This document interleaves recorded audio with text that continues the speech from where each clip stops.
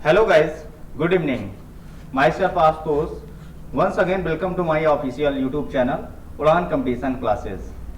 आज का ये सेशन आप लोगों के लिए बहुत ही महत्वपूर्ण होने वाला है क्योंकि आज हम आपके लिए लाए हैं इडियम्स एंड फ्रेजेस जो कि पिछली परीक्षाओं में बहुत ही बार रिपीटेड हैं। ये बहुत बार पूछे जाने वाले इडियम्स एंड फ्रेजेस हैं। अब आप ये सोच रहे होंगे कि इन रिपीटेड क्वेश्चंस का क्या मतलब है। तो ये रिपीटेड क्वेश्चंस जो हैं ये आपकी अगली परीक्षाओं में भी बहुत बार पूछे जाएंगे क्योंकि जो भी 100% आपका वोकैब होता है वो रिपीटेड ही होता है, उसमें 20% न्यू होता है। तो शुरू करते हैं आज का ये सेशन।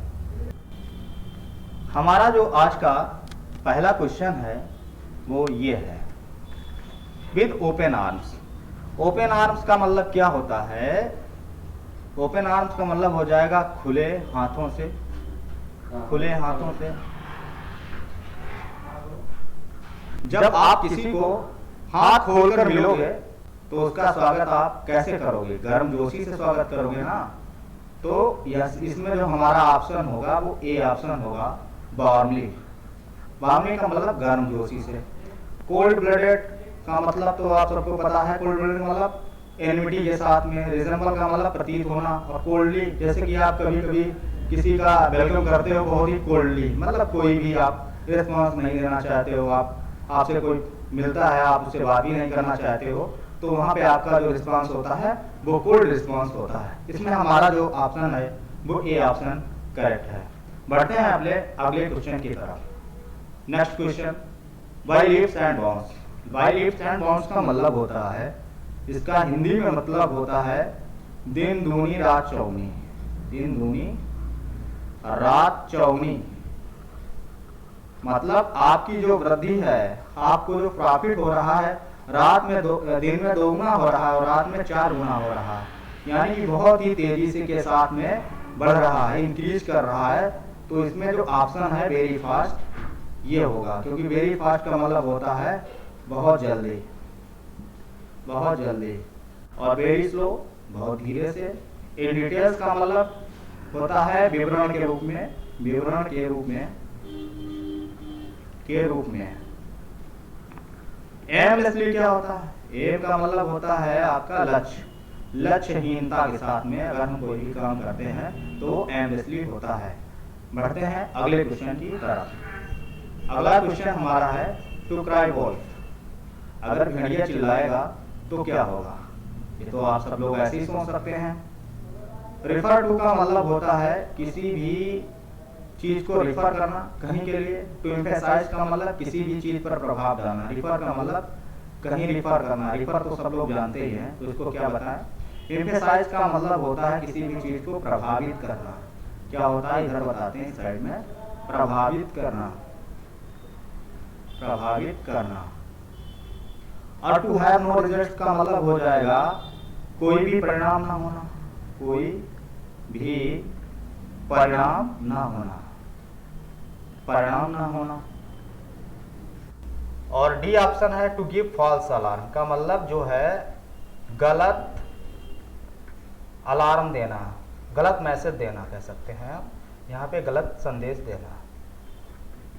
अब आप इसको याद रखने का आप एक सीधा ही तरीका है कि आप इसको इस तरीके से सोचें कि जब मुर्गा बोलता है तो सुबह होता है, भेड़िया बोलेगा तो थोड़ी ना सुबह होगा। यानी कि भेड़िया आपको हमेशा गलत मैसेज देगा, मुर्गा सही देगा।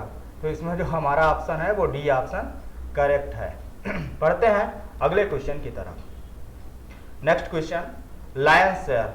लायंस का मतलब होता है शेर और शेयर का मतलब उसका हिस्सा। तो इसको हिंदी में तो ये तो हम कह नहीं सकते हैं कि शेर का हिस्सा, हिंदी में इसको हम कहते हैं बड़ा बड़ा भाग। बड़ा भाग क्या कहते हैं? बड़ा हिस्सा, बड़ा हिस्सा। तो इसमें जो हमारा ऑप्शन मिल रहा है वो है मेजर शेयर। मेजर का मतलब मुख्य भाग, यानी कि मुख्य शेयर यानी मुख्य हिस्सा। मुख्य हिस्सा का मतलब बड़ा हिस्सा, बड़ा बड़ा हिस्सा। तो इसमें जो हमारा ऑप्शन है वो बी ऑप्शन करेक्ट है। लुक एंग्रीली का मतलब होता है किसी भी चीज़ को गुस्से से देखना, किसी भी चीज़ को किसी भी चीज को गुस्से से देखना, चीज को गुस्से के साथ देखना, गुस्से के साथ देखना, इसका मतलब होता है। माइनर का मतलब होता है छोटा भाग, छोटा भाग। और ये heart of the prey, heart का मतलब हो जाएगा हृदय। ऑफ द प्रे, प्रे का मतलब होता है शिकार। जो आपका आपने जो शिकार किया है उसको हम कहते हैं प्रे। तो हृदय किसी शिकार का, कोई भी जो आपने शिकार किया है उसका हृदय, यहाँ पे ये मतलब है इस शब्द का। हार्ट ऑफ द प्रे का मतलब जो आपने शिकार किया है उसका हृदय। तो इसमें जो हमारा आंसर होगा वो मेजर शेयर होगा, यानी बड़ा हिस्सा। अब भाई शेयर का जो शेयर होगा वो बड़ा ही होगा, छोटा तो हो नहीं सकता है। तो बढ़ते हैं अगले क्वेश्चन की तरफ। बैग एंड बैगेज, बैग और बैगेज का मतलब क्या होता है? बैग और बैगेज का मतलब आपका जो बैग है और बैगेज हैं, यानी कि बहुत सारे उसके साथ में और भी बैग हैं। इसको हिंदी में हम कहते हैं, इसका अगर पेज का शुद्ध हिंदी देखते हैं तो होता है बोरिया बिस्तर सहित, बोरिया बिस्तर सहित। यानी कि बोरिया भी हो और बिस्तर भी हो, यानी कि आपका सारा सामान हो। तो किस ऑप्शन में ये आपका मैच कर रहा है? All the clothing. All the clothing का मतलब हो जाएगा सारे कपड़ों के साथ, सारे कपड़ों के साथ, के साथ। Without any belongings, without any belongings का मतलब हो जाएगा बिना किसी सामान के, बिना किसी सामान के, सामान के। और लीव का मतलब तो सबको पता ही है क्या होता है, छुट्टी होता है।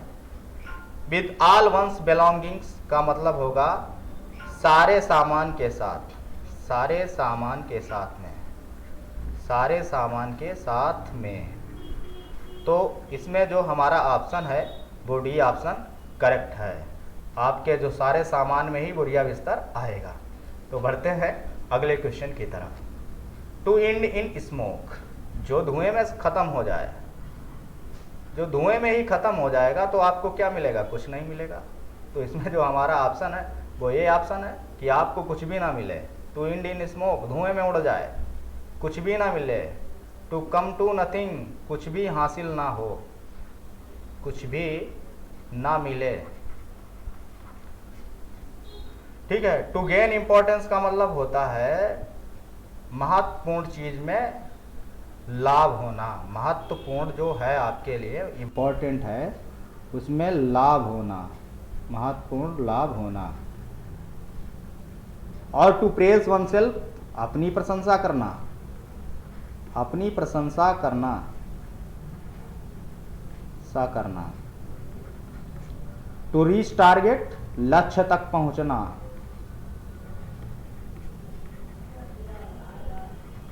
तो इसमें जो हमारा ऑप्शन है वो फर्स्ट ऑप्शन है, टू कम टू नथिंग।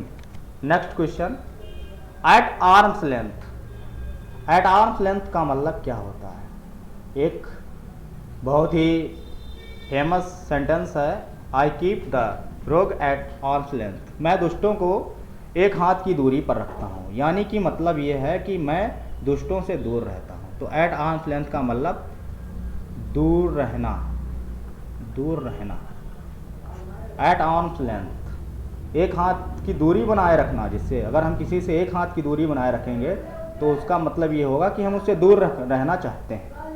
तो इसमें लेंथ ऑफ आर्म, इसका तो मतलब सीधे सीधे ये होता है कि भैया एक हाथ की दूरी, एक हाथ की दूरी।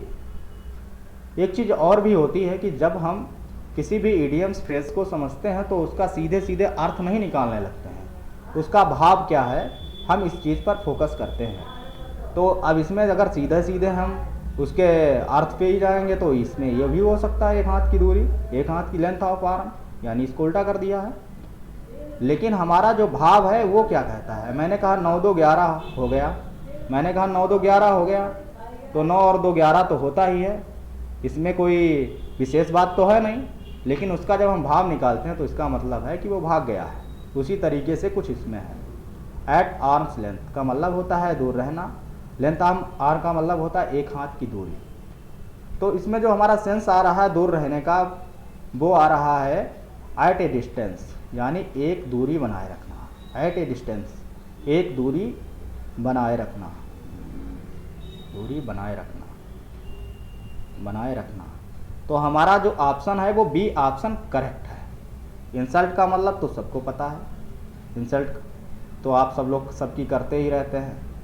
और वेरी नियर का मतलब होता है बिल्कुल पास में, बिल्कुल पास में, पास में।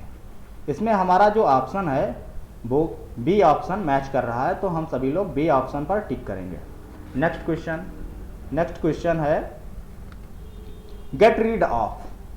गेट का मतलब पाना, रीड का मतलब किसी भी चीज़ को फ्री करना किसी से।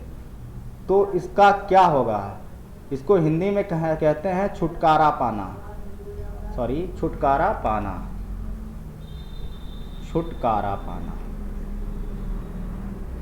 देखो कैसे बना ये वर्ड, गेट का मतलब पाना और रीड का मतलब किसी भी चीज़ को मुक्त करके, यानी किसी भी चीज़ को मुक्त करेंगे तो आप उससे छुटकारा पा जाएंगे। ऑप्शन हमारा है इनवाइट समवन। अगर आप किसी से छुटकारा पाना चाहते हैं तो क्या किसी को इनवाइट करेंगे, ये तो हो ही नहीं सकता है। अटेंड एन अकेजन, या आप उसके किसी अकेजन में जाएंगे, नहीं जाएंगे, तो ये भी नहीं हो सकता, ये भी नहीं हो सकता। To begin to do something, कुछ शुरू करना किसी भी चीज़ के लिए, ये तो अपना अलग भाव दे रहा है, इसका भी इससे कोई मतलब नहीं है, तो ये भी नहीं होगा। डी ऑप्शन है डिस्पोज ऑफ, और डिस्पोज ऑफ का मतलब होता है निपटाना।